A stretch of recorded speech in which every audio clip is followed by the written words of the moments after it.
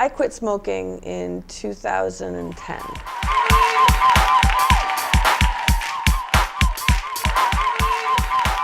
I quit drinking in like 2007, then, smoked since I was like 15, 16 years old. But the other addiction that I have had, which was probably the worst one of all, was sugar.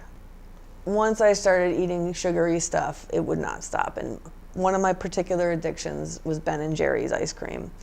There was so much shame around it that like late at night I would I'd go to one convenience store and then every night I would have a pint, and then the next night I would be like, I can't go to that one. I'm gonna have to go to another. And I felt like a heroin addict. It was like I was in the middle of the night, like going to find my dealer and doing my exchange of money, then coming home and like going in my kitchen and taking out my spoon. But in this case, I was like just eating, Cherry Garcia or Chubby Hubby or whatever. There was a lot of shame around that. And there was also a lot of as I was getting older, I remember my wife was like, honey, it's all right they're eating ice cream, but I just get worried about cholesterol and sugar and all this stuff. And I tried to change my addictions to taper them from more severe to less severe. So when I quit smoking, I compensated for my smoking cravings by eating Milk Duds. It was Christmas time after I had quit. So I had quit like in the summer, and it was still hard. It was coming around December, and my wife's sister got me for Christmas a pair of sock monkey pajamas, like a onesie sock monkey pajama. She had gotten me a couple boxes of Milk Duds also, her sister, and I was like, I don't need to eat these, but I'm gonna have some. So I had a couple Milk Duds on the way home, and I was like, all right, I'm gonna get home, I'm gonna put the box away, like I don't need to eat these. I can limit myself. So I put the Milk Duds in the cupboard, and I put my sock monkey pajamas on, and I lay down to go to bed, but I can't sleep.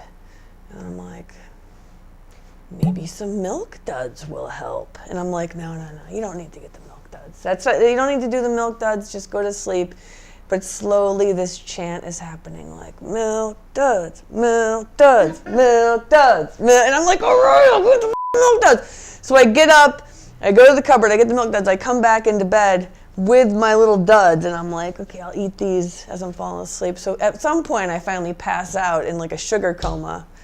And the next morning I wake up and I'm like, oh shit. And I feel this something on my butt, like this cluster of stuff. And it turned out that I had fallen asleep on the duds, and it was like a big pile of shit. And I woke up and I was just like, I think I might have a problem. I think it's time to try to taper off from these, because it's one thing to wake up wearing a pair of monkey pajamas when you're 40 years old, but to wear a pair of monkey pajamas that it looks like you took a dump in. And so I was like, I gotta do something, man. It took me a long time to cut down on my sugar. I mean, I still eat sugar, but I'm not doing any more late night, like in the middle of a snowstorm, ice cream runs. I'm not falling asleep on piles of chocolate and caramel. I'm not breaking any teeth. And so that Milk Duds episode, though, did become a turning point.